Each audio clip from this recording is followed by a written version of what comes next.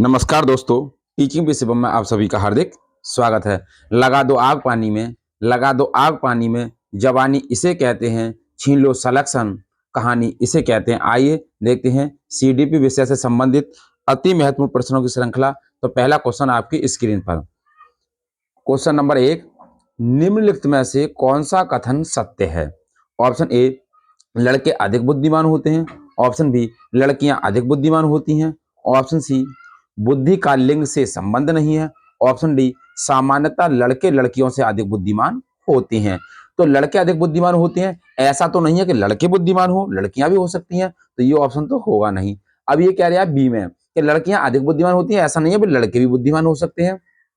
सामान्यतः लड़के और लड़कियों से अधिक बुद्धिमान होते हैं, ऐसा कुछ नहीं है भैया। इसलिए इस क्वेश्चन का जो सही आंसर हो जाएगा वो हो जाएगा ऑप्शन नंबर सी, बुद्धि का लिंग से कोई संबंध नहीं है। आइए नेक्स्ट क्वेश्चन आपकी स्क्रीन पर। अगला क्वेश्चन है, किसी बालक के मानसिक रूप से अस्वस्थ होने का कारण निम्न में से क्या है? कोई बच्चा है और मानसिक रूप से अस्वस्थ है, तो उसका कारण क्या हो सकता है? ऑप्शन ए, परिवार का वातावरण। ऑप्शन बी, कक्षा का वातावरण। ऑप्शन सी, पास पड़ोस का वातावरण। ऑप्शन डी, उपयुक्त सभी। तो कौन सा कारण हो सकता है? परिवार का वातावरण भी हो सकता है, कक्षा का वातावरण भी हो सकता है, और पास पड़ोस का वातावरण भी। इसलिए इस क्वेश्चन का सही आंसर ऑप्शन नंबर डी हो जाएगा, उपयुक्त सभी।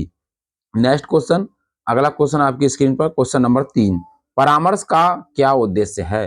तो परामर्श का क्या उद्देश्य है? ऑप्शन ए, बच्चों को समझना। ऑप्शन बी, बच्चों की कमियों के कारण का पता करना। ऑप्शन सी, बच्चे को समायोजन में सहायता करना। ऑप्शन डी, उपयुक्त सभी।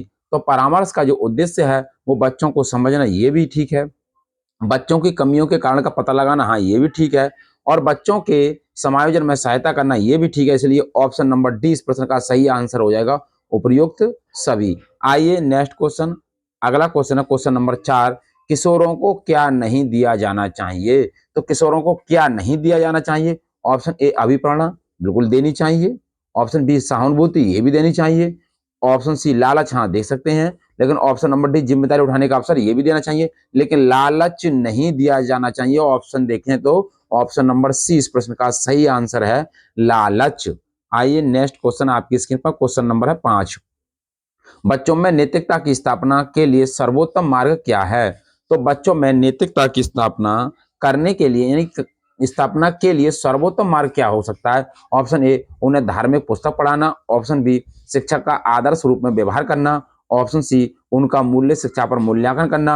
ऑप्शन डी, उन्हें प्रातःकालीन सभा में उपदेन देना, यानी कि उपदेश देना। तो हम इस क्वेश्चन की बात करें तो नैतिकता की स्थापना करनी है, तो सबसे अच्छा जो मार्ग है वो है शिक्षक का आदर्श रूप में व्यवहार करना। ऑप्शन बी इस प्रश्न का सही आंसर है। आइए क्वेश्चन नंबर 6, नेक्स्ट क्वेश्चन आपकी स्क्रीन पर। जब एक बावर्ची खाना पकाते समय खाने को चखता है तो वह किसके समान है? कोई भी व्यक्ति है जो खाना पकाते समय उसको चख ले तो वो क्या कहलाता है? ऑप्शन ए, सीखने का आकलन। ऑप्शन बी, सीखने के लिए आकलन। ऑप्शन सी, सीखने के रूप में आकलन। ऑप्शन डी, आकलन और सीखना। तो हम इस क्वेश्चन की बात करें तो ये कहलाता है सीखने के लिए आकलन। जब हाथों हाथ बच्चे का किया लिया टेस्ट लिया जाए, आपने कोई लेसन पढ़ाया और लेसन पढ़ाते समय पढ़ाने के बाद तुरंत ही क्या लिया जाए, बच्चों से पूछा जाए, उठा, यानी कि बच्चों से तुरंत ही पूछा जाए, ये कहलाता है सीखने के लिए आकलन। ऑप्शन बी इस प्रश्न का सही आंसर है। आइए next question, question number 7। Question number 7 आपकी स्क्रीन पर। शिक्षा में प्रोबेल का महत्वपूर्ण योगदान क्या था? तो प्रोबेल ने क्या बताया था? ऑप्शन ए, व्यवसायिक स्कूल का विकास, नहीं भैया ये नहीं बताया था। ऑप्शन बी, पब्लिक स्कूल का विकास, ऐसा कुछ नहीं है। ऑप्शन सी इस प्रश्न का, ऑप्शन डी देखें लैटिन स्कूल का विकास, और ऑप्शन सी है किंडरगार्टन का विकास। तो पेरोवेल ने बताया था किंडरगार्टन का विकास। ऑप्शन सी इस प्रश्न का सही आंसर है। आइए नेक्स्ट क्वेश्चन, क्वेश्चन नंबर 8 आपकी स्क्रीन पर। क्वेश्चन नंबर 8 है, व्यक्तिगत शिक्षार्थी एक दूसरे से किस में भिन्न होते हैं? ऑप्शन ए, विकास की दर में। ऑप्शन बी, विकास क्रम में। ऑप्शन सी, विकास की सामान्य क्षमता में। ऑप्शन डी, वृद्धि एवं विकास के सिद्धांतों में। तो व्यक्तिगत शिक्षार्थी एक दूसरे से किस बात में भिन्न होते हैं? तो वो होते हैं भिन्न किसमें? विकास की दर में। ऑप्शन ए इस प्रश्न का सही आंसर है, विकास की दर। आइए क्वेश्चन नंबर 9 की ओर। क्वेश्चन नंबर 9 आपकी स्क्रीन पर। एक अच्छा अध्यापक विद्यार्थियों के मध्य कैसी भावना को बढ़ावा देता है?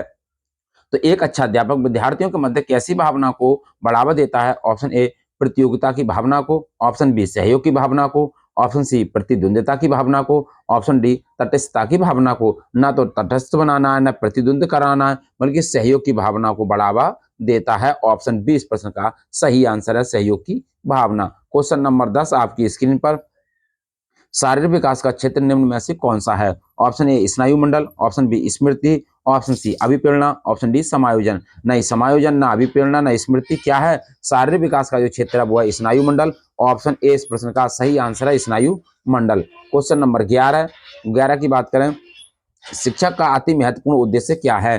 तो शिक्षक का अति महत्वपूर्ण उद्देश्य क्या है? ऑप्शन ए आजीविका कमाना, ऑप्शन बी बच्चे का सर्वांगीण विकास करना, ऑप्शन सी पढ़ना एवं लिखना सिखाना, ऑप्शन डी बौद्धिक विकास।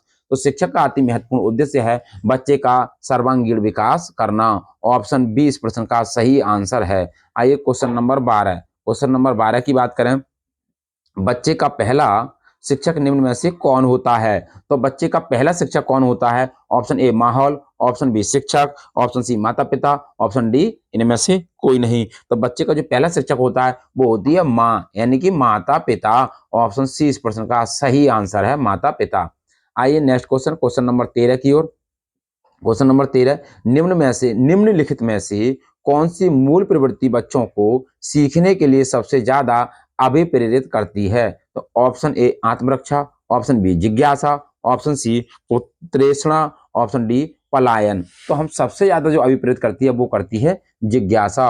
ऑप्शन बी क्वेश्चन नंबर 13 का जो सही आंसर ऑप्शन बी हो जाएगा, जिज्ञासा। क्वेश्चन नंबर 14 आपकी स्क्रीन पर, बच्चों में सीखी गई निस्सहायता का मुख्य कारण क्या है? ऑप्शन ए अध्ययन को गंभीरता पूर्वक न होने हेतु नैतिक निर्णय, ऑप्शन बी इस व्यवहार को अर्जित कर लेना कि वे सफल नहीं हो सकते, ऑप्शन सी कक्षा गतिविधियों के प्रति कठोर निर्णय, ऑप्शन डी अपने अभिभावकों की अपेक्षा के साथ तालमेल ना बना पाना। तो क्वेश्चन नंबर 14 की अगर हम बात करें, इस व्यवहार को अर्जित कर लेना कि वे सफल नहीं हो सकते, ये क्या है? निस्सहायता का मुख्य कारण है। तो ऑप्शन बी इस प्रश्न का सही आंसर है। क्वेश्चन नंबर 15 आपकी स्क्रीन पर, क्वेश्चन नंबर 15 है, भारत सरकार की कंप्यूटर आधारित अधिगम प्रक्रिया के माध्यम से छात्रों को सिखाने के लिए आईटी स्कूल योजना किस वर्ष में शुरू की गई थी? तो आईटी स्कूल की अगर हम बात करें कौन से वर्ष में लागू की गई थी?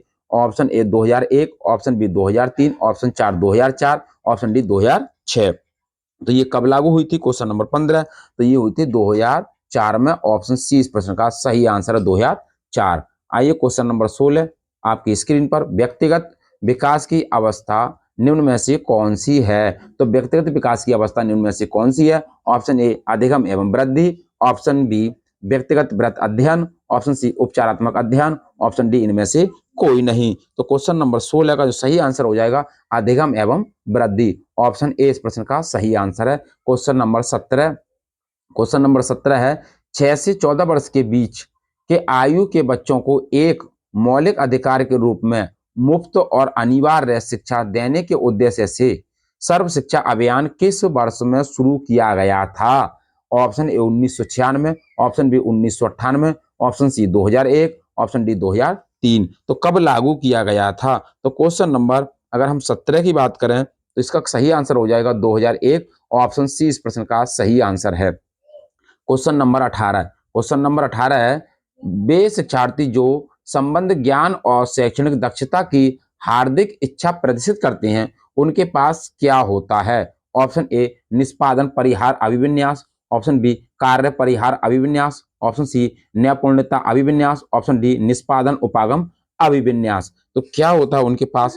तो उनके पास होता है निष्पादन उपागम अभिविन्यास, performance approach orientation. Option D इस प्रश्न का सही आंसर है। क्वेश्चन नंबर 19 आपकी स्क्रीन पर, स्तरीय गुणवत्तापूर्ण शिक्षा के लिए पाठ्यक्रम ढांचा राष्ट्रीय अध्यापक शिक्षा परिषद द्वारा किस वर्ष में निकाला गया था? तो किस वर्ष में निकाला गया था? Option A 1990, option B 1992, option C 1998, option D 1996। तो क्वेश्चन नंबर 19 का सही आंसर है 1998। ऑप्शन सी इस प्रश्न का सही आंसर है 1998। नेक्स्ट क्वेश्चन नंबर 20, प्रतिभाशाली होने का संकेत निम्नलिखित में से क्या नहीं है? तो प्रतिभाशाली होने का संकेत निम्न में से कौन सा नहीं है? ऑप्शन ए विचारों में सृजनात्मकता, ऑप्शन बी दूसरों के साथ लड़ना, ऑप्शन सी अभिव्यक्ति में अनूठापन, ऑप्शन डी कौतूहल। तो प्रतिभाशाली होने का एक लक्षण नहीं है भैया, क्या नहीं है? दूसरों के साथ लड़ना। ऑप्शन 20 प्रश्न का सही आंसर है।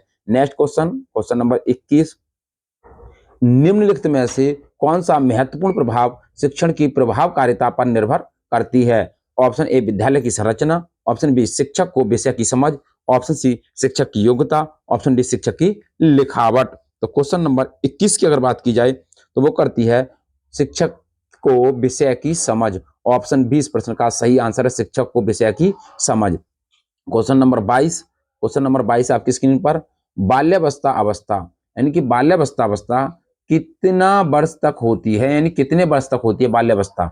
ऑप्शन ए 5 वर्ष तक, ऑप्शन बी 12 वर्ष तक, ऑप्शन सी 21 वर्ष तक, ऑप्शन डी इनमें से कोई नहीं। तो बाल्यावस्था कब तक होती है? तो 12 वर्ष तक होती है। ऑप्शन 20 प्रश्न का सही आंसर है 12 वर्ष। आइए क्वेश्चन नंबर अगला, नेक्स्ट क्वेश्चन। नेक्स्ट क्वेश्चन है, वह कौन सी अवस्था है जब बच्चा तार्किक रूप से वस्तुओं व घटनाओं के विषय में चिंतन प्रारंभ करता है? तो वह कौन सी अवस्था है? ऑप्शन ए संवेदी प्रेरक अवस्था, ऑप्शन बी औपचारिक संक्रियात्मक अवस्था, ऑप्शन सी पूर्व संक्रियात्मक अवस्था, ऑप्शन डी मूर्त संक्रियात्मक अवस्था। तो वो कौन सी घटना है जो बच्चा विषयों के बारे में चिंतन प्रारंभ करता है? तो वो है मूर्त संक्रियात्मक अवस्था। ये जीन पियाजे की अवस्था है। ऑप्शन डी इस प्रश्न का सही आंसर है। नेक्स्ट क्वेश्चन, अगला क्वेश्चन आपकी स्क्रीन पर अगला है, विकास का मनोसामाजिक सिद्धांत यानी अवस्था के जनक कौन है? Option A Albert Bandura, option B Freud, option C Kohlberg, option D Erikson. Albert Bandura सामाजिक अधिगम का सिद्धांत दिया था यानी कि अनुकरण का सिद्धांत, फ्रायड मनोविश्लेषणात्मक सिद्धांत, कोहलबर्ग नैतिक विकास का सिद्धांत, तो एरिक्सन हो जाएंगे मनोसामाजिक सिद्धांत। ऑप्शन डी इस प्रश्न का सही आंसर है। नेक्स्ट क्वेश्चन, अगला क्वेश्चन है, प्राथमिक स्तर पर एक शिक्षक में निम्नलिखित में से किसे सबसे महत्वपूर्ण विशेषता मानना चाहिए? ऑप्शन ए पढ़ने की उत्सुकता, ऑप्शन बी धैर्य और दृढ़ता, ऑप्शन सी शिक्षण पद्धतियों और विषयों के ज्ञान में दक्षता, ऑप्शन डी अति मानक भाषा में पढ़ाने में दक्षता। तो प्राथमिक स्तर पर एक शिक्षक में निम्न में से सबसे महत्वपूर्ण विशेषता क्या होनी चाहिए? धैर्य और दृढ़ता। ऑप्शन 20 प्रश्न का सही आंसर है। आइए नेक्स्ट क्वेश्चन आपकी स्क्रीन पर अगला क्वेश्चन है, पाठ्यचर्या निर्माण के निम्न में से कौन सा कार्य माना जाता है? तो पाठ्यचर्या निर्माण के निम्न में से कौन सा कार्य माना जाता है? ऑप्शन ए एक नेमी कार्य, ऑप्शन बी एक विशेषज्ञ कार्य नहीं है, ऑप्शन सी एक अत्यधिक विशेषज्ञता कार्य, ऑप्शन डी एक महत्वपूर्ण कार्य नहीं है। तो क्वेश्चन नंबर नेक्स्ट की अगर हम बात करें तो क्वेश्चन नंबर यह एक अत्यधिक विशेषज्ञता कार्य है। तो ऑप्शन सी इस प्रश्न का सही आंसर है। नेक्स्ट क्वेश्चन है, निम्न में से किस अवस्था में बच्चे अपने समवयस्क समूह के सक्रिय सदस्य हो जाते हैं? ऑप्शन ए किशोर अवस्था, ऑप्शन बी पूर्णावस्था, ऑप्शन सी पूर्व बाल्यावस्था, ऑप्शन डी बाल्यावस्था। तो सक्रिय सदस्य हो जाते हैं किशोर अवस्था में। ऑप्शन सी इस प्रश्न का सही आंसर है किशोर अवस्था। नेक्स्ट क्वेश्चन, अगला क्वेश्चन है, विद्यार्थियों की प्रशंसा कहाँ की जानी चाहिए? ऑप्शन ए एकांत में, ऑप्शन बी अलग से, ऑप्शन सी लोगों के बीच, ऑप्शन डी व्यक्तिगत रूप से। तो विद्यार्थियों की प्रशंसा जो की जानी चाहिए वो लोगों के बीच करनी चाहिए। ऑप्शन सी इस प्रश्न का सही आंसर हो जाएगा। नेक्स्ट क्वेश्चन, अगला क्वेश्चन है, बच्चों की रुचि बनाए रखने के लिए निम्नलिखित में से आप कौन सी विधि का चयन करेंगे? ऑप्शन ए बच्चों को पढ़कर आने को कहेंगे और प्रश्न पूछेंगे, ऑप्शन बी स्वयं गतिविधि करेंगे तथा बच्चों को बताएंगे, ऑप्शन सी आप गतिविधि में बच्चों को शामिल करेंगे, ऑप्शन डी बच्चों को स्वयं गतिविधि करने के लिए देंगे। तो बच्चों की रुचि बनाए रखने के लिए सबसे ज्यादा जो है वो बच्चों को स्वयं गतिविधि करने के लिए देंगे। ऑप्शन डी इस प्रश्न का सही आंसर है। नेक्स्ट क्वेश्चन, अगला क्वेश्चन है, 6 से 10 वर्ष की अवस्था में बालक किसमें रुचि लेना शुरू करते हैं? सबसे ज्यादा बच्चे जो 6 से 10 वर्ष की अवस्था में रुचि लेते हैं, ऑप्शन ए धर्म, ऑप्शन बी मानव शरीर में, ऑप्शन सी यौन संबंधों में, ऑप्शन डी विद्यालय में। तो 6 से 10 वर्ष के जो बच्चे होते हैं वो विद्यालय में अधिक रुचि लेते हैं। ऑप्शन डी इस प्रश्न का सही आंसर है। तो उम्मीद करता हूं दोस्तों सीडीपी यानी बाल विकास से संबंधित अति महत्वपूर्ण प्रश्नों की श्रृंखला थी आपको पसंद आई होगी।